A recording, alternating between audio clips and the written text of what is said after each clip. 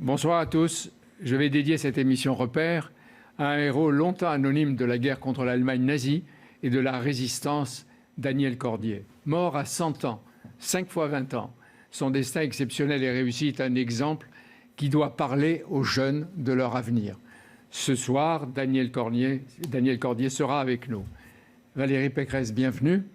Vous vous battez pour sauver commerces et librairies, pour éviter une déprime collective et pour préparer tests, vaccins et l'après-Covid. Vous nous parlerez aussi de sécurité, d'islamisme radical et de la loi laïcité, séparatisme, enfin, qui change de nom régulièrement. Emmanuel de Varisquiel, bienvenue.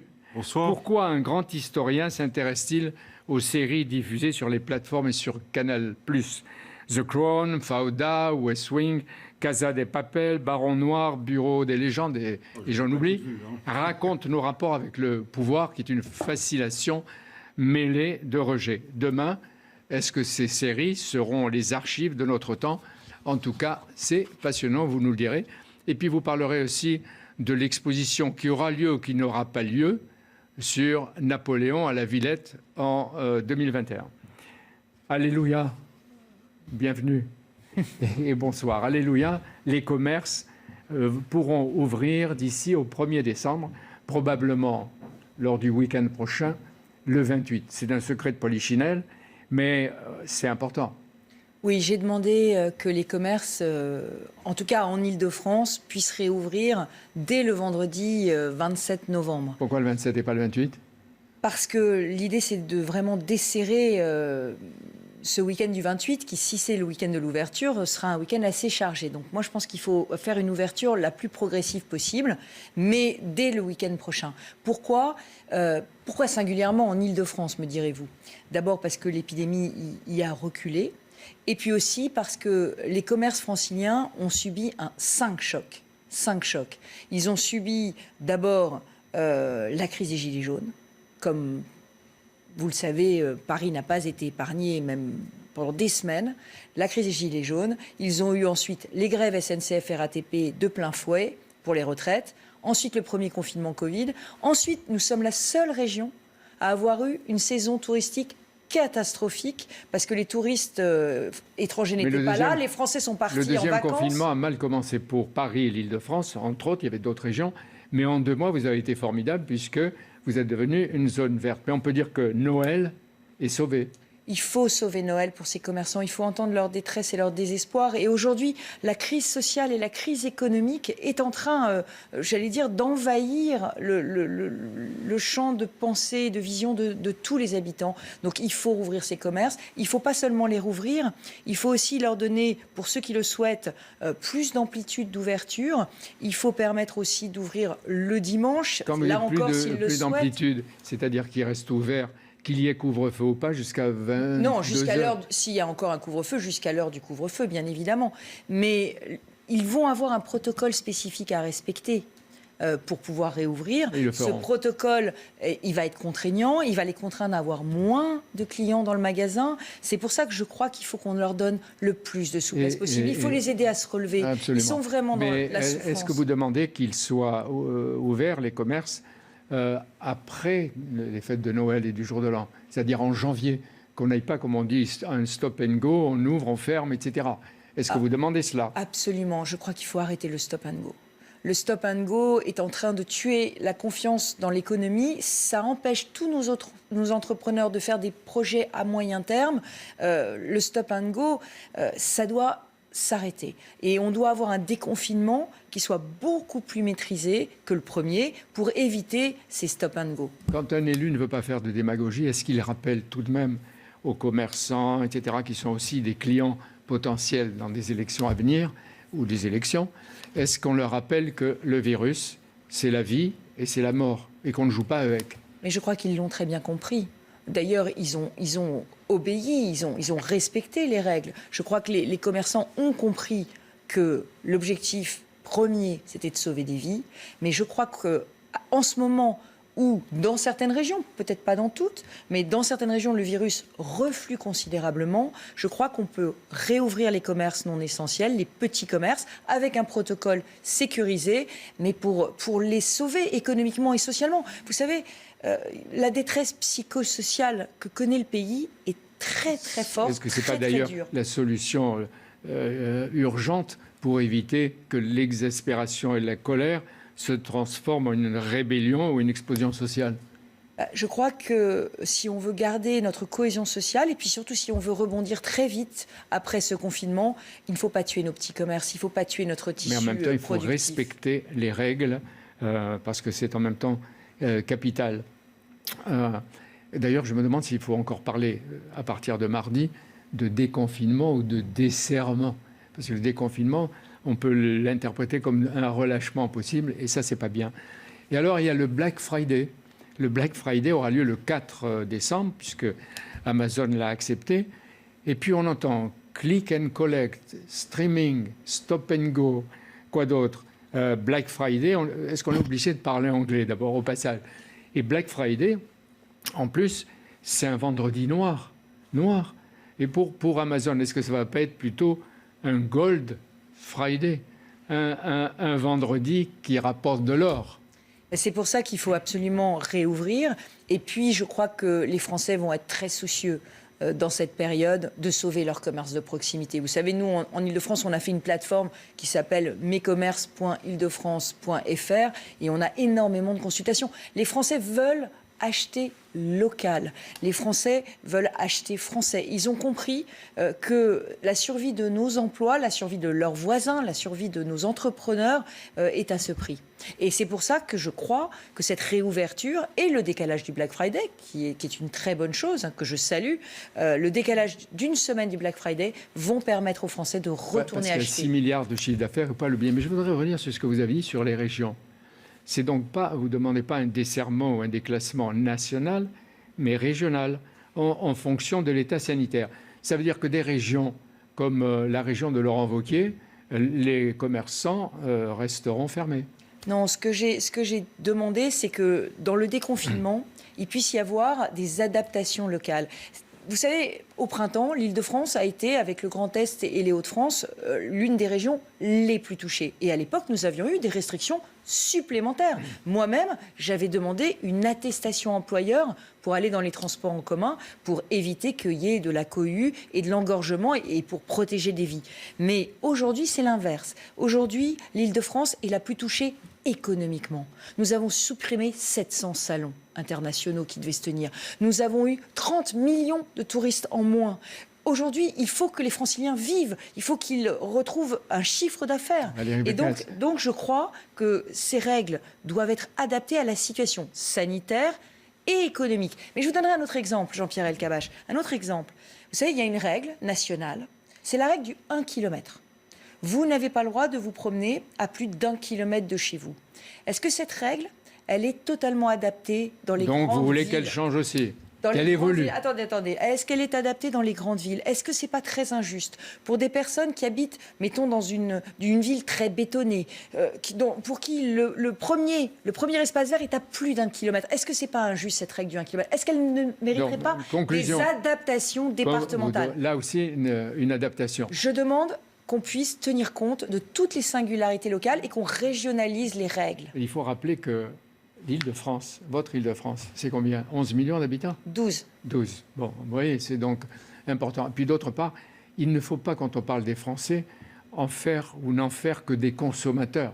C'est en même temps des citoyens, parce qu'on dit les magasins vont ouvrir, il le faut, les grands commerces, etc., le Black Friday. Ils sont citoyens, quand ils sont patriotes dans leurs achats, quand ils vont sauver leur commerce de proximité, ils sont patriotes. Alors, et le monde de la culture, il a souffert beaucoup, il attend que les librairies soient ouvertes. Vous le souhaitez que ce soit dès cette semaine, dès le 27 ou le 28 ? Alors moi, j'avais dit que j'aurais préféré qu'on considère les librairies comme des commerces essentiels, parce que pour moi, lire, c'est vivre. Et donc, je n'ai pas compris que les libraires ne soient pas déjà, dès le départ, mis comme commerce essentiel. Mais aujourd'hui, ce qui est sûr, c'est que tous les commerces culturels doivent réouvrir comme les autres. Et par ailleurs, la région sera aux côtés non seulement des commerces culturels, comme elle l'a déjà fait, mais aussi de tous les lieux culturels qui, eux, ne réouvriront pas tout de suite. Les théâtres, les cinémas, etc. Les cinémas, les salles de spectacle. Donc, on a mis en place une aide de 5 000 € pour tout cet écosystème culturel. 5 000 5 000 € pour les librairies, pour les commerces culturels. Par mois. 5 000 € d'aide, une aide d'urgence Covid que nous avons donnée d'ores et déjà à 600 commerces culturels et à 600 lieux de culture. C'est notre plan d'urgence pour sauver la culture. Est-ce qu'il n'y a pas une remarque qu'on peut faire tous les deux? Il y a eu tant de protestataires en faveur de l'ouverture des librairies. Dommage qu'il n'y ait pas autant de lecteurs. Est-ce qu'on ne peut pas dire, on ouvre les librairies, mais allez acheter des livres, lisez? Je crois que la France est un pays... Ne vous contentez pas de dire ouvrez les librairies. La France est un pays de grands lecteurs. Oui, mais il en manque. Mais la France est quand même un pays de grands lecteurs et ça se voit et ça se sent. Et moi, j'ai ressenti quand même cet amour du livre dans le nombre de personnes qui se plaignaient de la fermeture. L'église, les églises, les synagogues, les mosquées, il faut les ouvrir, accepter les cérémonies et les rites religieux. Il y a un dialogue qui est en cours avec le gouvernement. Il y a un dialogue qui est en cours avec le gouvernement. Vous savez, je ne suis pas médecin, mais il y a un dialogue qui est en cours avec le gouvernement. Moi, je souhaite qu'il aboutisse. Je souhaite qu'on trouve un protocole qui permette de réouvrir les lieux de culte. Ce sera très important dans cette période de Noël. Et les restaurants, alors beaucoup plus tard. Vous le savez, quand on est dans la détresse, la souffrance, la maladie, on a aussi besoin de se retrouver dans ces lieux de culte. Plutôt que d'aller chez le psychanalyste. Ou bon... la psychiatrie est en train de souffrir. La psychiatrie est en grande tension aujourd'hui. Il faut voir que le pays est en train de souffrir. Et ça va de la souffrance des étudiants qui sont seuls chez eux jusqu'à la souffrance de nos personnes âgées très isolées. La photovirus, peut-être à des erreurs ou des hésitations du pouvoir politique, des oppositions. Il y a la vie et il y a la mort. Vous avez dit les restaurants. Bon, j'ai vu que les trains vont refonctionner, qu'on peut prendre ses billets, qu'on peut prendre ses réservations. Mardi, le président de la République va s'adresser au pays. Qu'est-ce que vous souhaitez, vous, Valérie Pécresse, qu'il nous dise quand il va s'annoncer à nous? Je crois qu'il faut qu'il nous trace un chemin, et un chemin qui nous donne une vraie perspective. Il y a plusieurs sujets. D'abord, je vous l'ai dit, comment on déconfine, quelles vont être les règles. Bien évidemment, il ne faut pas un relâchement. Si on part sur un relâchement, on risque d'avoir une troisième vague. Donc ça, c'est inacceptable. Donc pas de relâchement. Mais comment vont se faire les règles? Qui va décider? Est-ce qu'on pourra avoir des dérogations, comme je l'ai dit, régionales, pour s'adapter à des réalités locales? Ça, c'est ce que je souhaite. Je souhaite aussi la réouverture, je vous l'ai dit, des commerces avec un assouplissement. Mais je souhaite aussi qu'on nous explique comment ça va se passer pour le vaccin. On va y arriver. Et pour les tests. Parce qu'il va falloir continuer dans la période de déconfinement maîtrisé, dans laquelle on va arriver. Desserrement. Desserrement, si vous le voulez. On change les mots, mais le concept est le même. Desserrement des obligations. Il faudra continuer à tester massivement. Qu'est-ce que vous faites à l'Île-de-France? Alors, justement, en Île-de-France, nous allons proposer à 2000 secouristes, il y a beaucoup de secouristes, de personnes qui, en France, ont le brevet de secouriste, 2000 secouristes, de devenir testeurs Covid. Parce que si on veut réussir ce desserrement sans que l'épidémie reparte en janvier-février, il va falloir continuer à massivement tester, isoler les personnes qui seront positives. Vous dites qu'il faut redouter une troisième vague, bien sûr. Mais s'il y en a une troisième vague, est-ce que vous êtes prête? S'il y a une troisième vague, après en janvier-février? Ce que je souhaite, c'est vraiment qu'on l'évite. Et pour qu'on l'évite, ou qu'en tout cas on soit prêt face à cette troisième vague, là encore, il faut qu'on n'ait plus de pénurie de testeurs, plus de pénurie, plus de goulets d'étranglement dans les laboratoires pour tester. Il faut aussi que les Français comprennent qu'il faut s'isoler et qu'ils respectent les consignes d'isolement. Maintenant, allons plus loin. On va parler des vaccins. D'ailleurs, Paris, j'ai entendu la maire de Paris, Anne Hidalgo, le dire, Paris prépare pour janvier des lieux et des moyens de vaccination massive. En Île-de-France, qu'est-ce que vous allez faire? Alors d'abord, il y aura 2 phases dans la vaccination. Il y aura une première phase, et il faut que les Français l'entendent et le comprennent. Il y aura une première phase dans laquelle on aura peu de vaccins. et dans lesquels ce seront uniquement des publics prioritaires qui pourront se faire vacciner. Cette période, ce sera celle qui va s'ouvrir à partir du mois de janvier, où les nouveaux vaccins vont arriver sur le marché. Vous êtes sûr de ça? Normalement, il y a des... C'est ce qu'on répète. Mais est-ce que toutes les garanties, les autorisations seront données à temps? Les laboratoires, les grands laboratoires, vous l'avez entendu, Pfizer, Moderna, AstraZeneca, mais surtout Pfizer et Moderna, disent qu'ils auront les autorisations de mise sur le marché américaines avant la fin de l'année. Alors, là encore, c'est inconditionnel. Il faut que l'autorisation soit donnée. Il faut que l'innocuité du vaccin soit garantie par les autorités sanitaires. Et vous avez noté qu'ils serviront d'abord les Américains, les Allemands, que ce soit Pfizer ou Moderna, qui a 700 personnes dans cette entreprise. Je ne crois pas ça, Jean-Pierre Elkabbach. Je ne crois pas ça. Je crois que l'Europe a fait des achats groupés de vaccins de façon à ce que, justement, il y ait une égalité d'accès. Mais elle viendra après. Mais où vous allez stocker les vaccins? Alors, la première chose, c'est donc cette première période, et ensuite seulement une deuxième période où les vaccins seront disponibles pour tous les Français qui le souhaiteront. Et moi, je souhaite qu'il y ait une obligation de pouvoir, qu'on se mette dans l'état d'esprit, qu'il y ait une obligation de donner à chaque Français qui le souhaite la possibilité de se faire vacciner. On lui donne s'il le veut, mais vous ne dites pas obligatoire. Non, parce que je crois qu'aujourd'hui, il y a des personnes qui sont à risque, des personnes qui ne le sont pas. Comme pour la grippe. Selon l'avis des médecins. Il faut vraiment qu'on aille sur les personnes à risque. Alors, qu'est-ce qu'on va faire? Moi, l'important, c'est l'égal accès de tous les Français vis-à-vis du vaccin. J'ai entendu dire effectivement que la capitale se préparait. Voilà, on ne peut pas avoir plus accès au vaccin si on habite Paris, dans l'hypercentre, dans une ville très riche, ou si on habite ailleurs. Donc la région sera vigilante. Je demande à l'État un égal accès de tous les Français au vaccin. Ça veut dire que, selon moi, il devrait être livré dans chaque département. Il devrait y avoir des lieux de stockage dans chaque département. Et par ailleurs, la région, elle, propose d'aider logistiquement, d'aider financièrement. Comment? Eh bien, logistiquement... Mais où vous les stockez? Parce qu'on nous dit, si on prend les grands vaccins américains, il y a une chaîne du froid. Est-ce que vous êtes prête ou vous les stockez? Alors, il y a une chaîne du froid, effectivement. Dans ces cas, parce que je vais vous donner un autre exemple. Il y a une chaîne du froid importante, puisque pour les stocker sur le long terme, il faut les conserver à, je crois, des températures très basses, moins 80 degrés.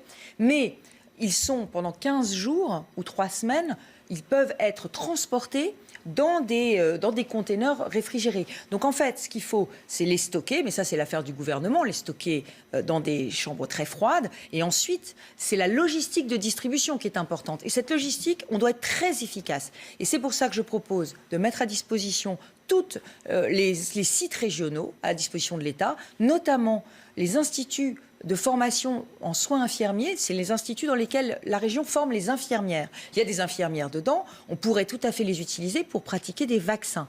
Par ailleurs, nous allons mettre en place un fonds régional vaccin. Pourquoi faire? Pour aider les communes et les départements. Les départements seront en première ligne puisqu'il faudra aller vacciner les personnes dans les EHPAD, dans les maisons de retraite. Et puis les communes vont être en première ligne parce qu'il faudra aller visiter les personnes âgées à domicile. Non, on voit très bien ce qui va se passer. Donc on mettra un fonds régional pour financer tout cela. Je vous pose une question classique.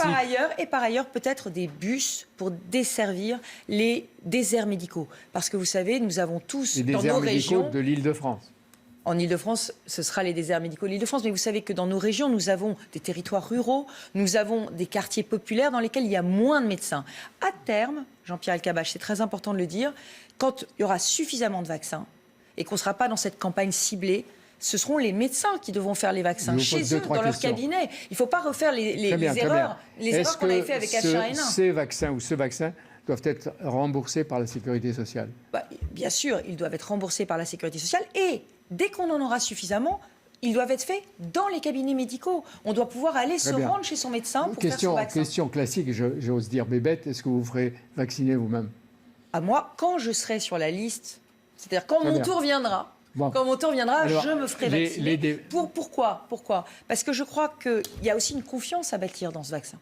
Ce sera un signe de confiance je crois que c'est important que les élus montrent leur confiance dans ces futurs vaccins pour convaincre les populations d'aller se faire vacciner. Des symboles culturels, sportifs, etc. Bien sûr. On vient de voir que les débats portent en ce moment sur des vaccins étrangers qui seront utiles et qui seront les bienvenus.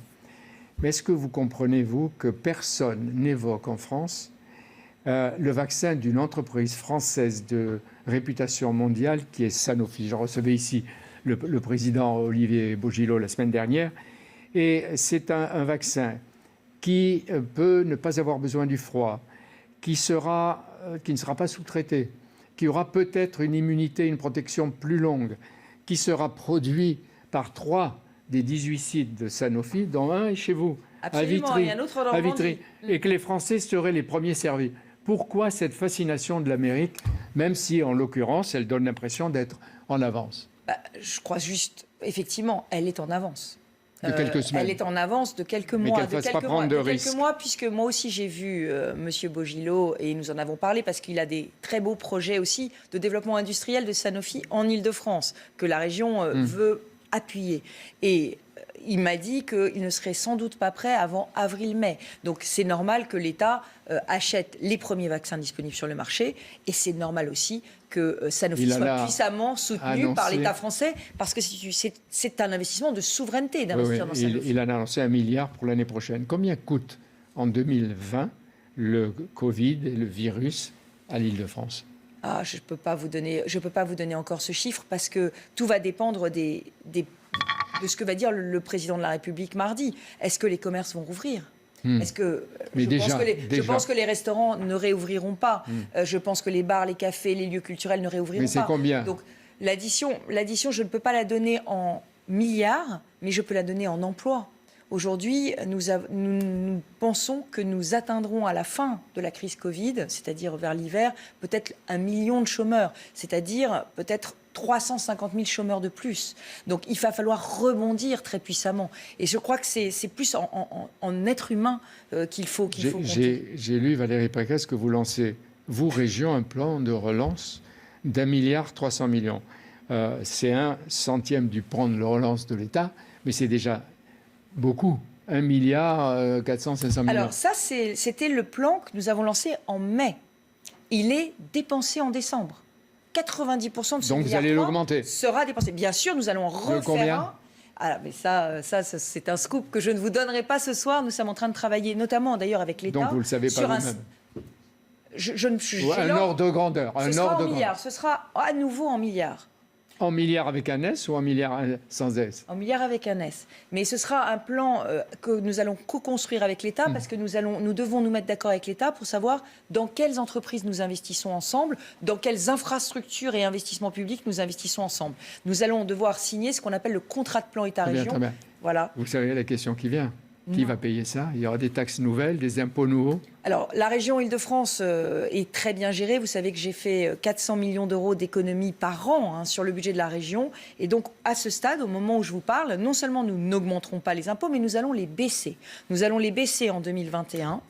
Nous allons les baisser pour justement permettre l'installation des commerces, l'installation de maisons médicales en Île-de-France. Elles seront gratuite, il n'y aura plus de taxes d'aménagement. Donc la région, non seulement, ça, c'est une bonne nouvelle pour n'augmentera pas les impôts, mais elle va les baisser et financer son plan de relance d'1,3 milliard. Parmi les investissements. Ce qui montre quand même qu'on est puissamment Encore engagé. Quelques minutes avec des questions précises. La France vient de lancer la 5G, de cette nouvelle technologie de téléphonie mobile qui est encore contestée, mais qui est utilisée à Nice par Christian Estrosi, qui donne l'exemple de l'innovation. Il ne faut pas avoir du retard. Christian Estrosi, le maire de Nice, dit « Les villes qui ne seront pas à l'heure pour la 5G perdront de l'attractivité et de la compétitivité ». Est-ce que vous serez à l'heure avec sur la 5G, il faut 2 choses, rassurer et accélérer.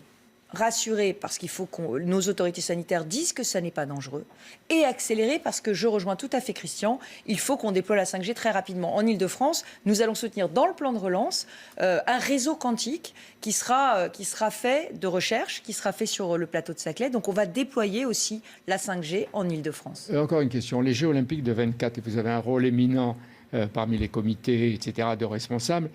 Les Jeux Olympiques devaient donner un coup de fouet à l'économie de l'Île-de-France et peut-être du pays. Avec le Covid et la nécessité des économies, à quelles infrastructures vous renoncez déjà?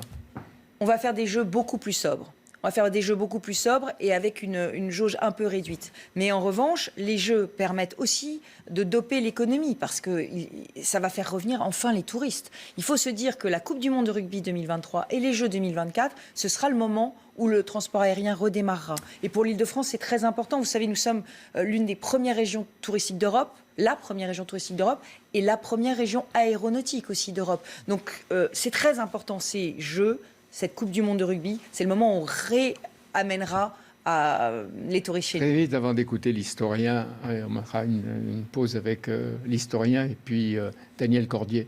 Est-ce que la France est en train de devenir une dictature ? Pourquoi est-ce que vous nous dites ça ? Parce qu'on entend, il y a un tournant, une dérive sécuritaire d'Emmanuel Macron. Moi, ce que je vois, c'est des institutions françaises qui fonctionnent. Ce que je vois, c'est un état de droit qui fonctionne. Après, qu'il faille renforcer notre arsenal sécuritaire pour faire face à la menace qui aujourd'hui s'installe dans le pays. Vous dénoncez souvent l'entrisme dans les universités, les écoles, les entreprises. Moi, je crois qu'il faut aller plus loin. Vous voyez, la loi sécurité globale ne me satisfait pas totalement. Parce que sur les polices municipales, elle n'est pas assez ambitieuse. Moi, j'aurais aimé qu'on rende les polices municipales obligatoires dans les villes de moins de 10 000 habitants, parce que, avec évidemment un transfert de moyens pour les villes, pour qu'elles puissent le faire. Mais pourquoi ? Parce que les polices municipales, c'est la police de proximité, et on en a besoin. La police nationale, c'est la police qui fait peur aux délinquants, c'est celle qui doit faire les enquêtes. Cette semaine, il y a eu un accord historique à Paris qui a autorisé à créer une police nationale. Municipale. Police municipale, qui travaillera en complément avec la police nationale. Vous auriez voulu qu'elle soit armée. Alors d'abord, je dis, il était temps. Oui. Parce que Paris est très riche et donc Paris peut payer sa police municipale. C'est pas normal que les policiers nationaux soient dans Paris. Il faut qu'ils soient là où il y a le plus de danger. Mais pourquoi vous voulez qu'ils soient armés ? Il y a des risques. Deuxième chose. Disent-ils. Deuxième chose, je crois qu'il faudrait qu'ils soient armés. Pourquoi ? Parce qu'on voit bien qu'aujourd'hui, là où les lieux sont les plus criminogènes, et Paris est un des lieux les plus criminogènes, il faut que les policiers puissent se défendre. Troisième chose sur la police municipale à Paris, il va falloir créer une école nationale des polices municipales. Et je souhaiterais qu'elle puisse se créer en Île-de-France. On est en train de travailler sur un campus des métiers de la sécurité. Mais vous savez, cette crise Covid, il faut qu'on s'en relève plus fort. Avec les aides de la région, on relocalise des productions industrielles en Île-de-France. Avec les aides de la région, on travaille avec des grands groupes comme Renault qui vont faire des grands plans sociaux. La transformation de la France est accélérée par le Covid. Absolument, elle est accélérée. Le virus... Transformation industrielle, troisième révolution industrielle écologique, tout ça, c'est rendu Le sinistre virus aura rendu un service à la France si elle rebondit et qu'elle se donne, et elle donne à la jeunesse et à tout le monde un avenir meilleur. C'est pour ça que la région investit puissamment. Encore une question, la grande contestation porte sur l'article 24 de la loi qui a changé de nom. Elle devait s'appeler séparatiste, contre les séparatistes islamistes, pour la laïcité, etc. Bon, maintenant, c'est la loi qui conforte les valeurs et les principes de la République. La grande contestation, elle porte sur l'article 24 qui est voté par l'Assemblée nationale, critiqué encore hier avec des manifestations à Paris, Lille et Rennes. L'article 24 proposait de protéger à la fois les policiers et les gendarmes et confirmer la liberté de la presse. Ça bouge, ça crie, etc. Est-ce que vous voyez une menace pour la liberté ou est-ce que vous demandez que cet article amendé par Gérald Darmanin soit retiré, supprimé, qu'on s'en débarrasse ?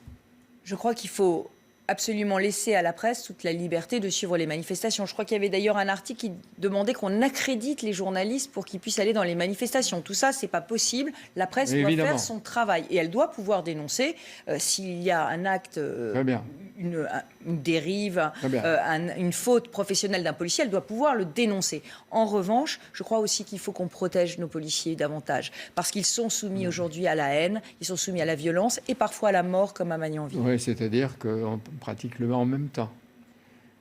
Ceci et cela en même temps, bien sûr. C'est ce qu'il faut faire et c'est ce que Michel Cabache, mais en l'occurrence, on peut concilier et la liberté de la presse et la protection de nos policiers. Vous avez dit qu'il faut reconstruire, rebondir, etc. Encore une question sur la région, parce que j'ai lu beaucoup avant de vous interroger, évidemment. Votre région, elle comprend des richesses. Elle a les hôpitaux de l'assistance publique, elle a les instituts réputés, Gustave Roussy, Marie Curie, Sanofi, Saclay, Polytechnique, des industriels, des start-up. Pourquoi l'Île-de-France n'arrive pas à les rassembler pour en faire une puissance française et européenne ? Pourquoi ? Quand même. Est-ce que ça peut être un objectif ? on y travaille énormément. On a maintenant, aujourd'hui, en Ile-de-France, on est les premiers au monde dans... Non, mais il y a tout ça, séparer, les rassembler.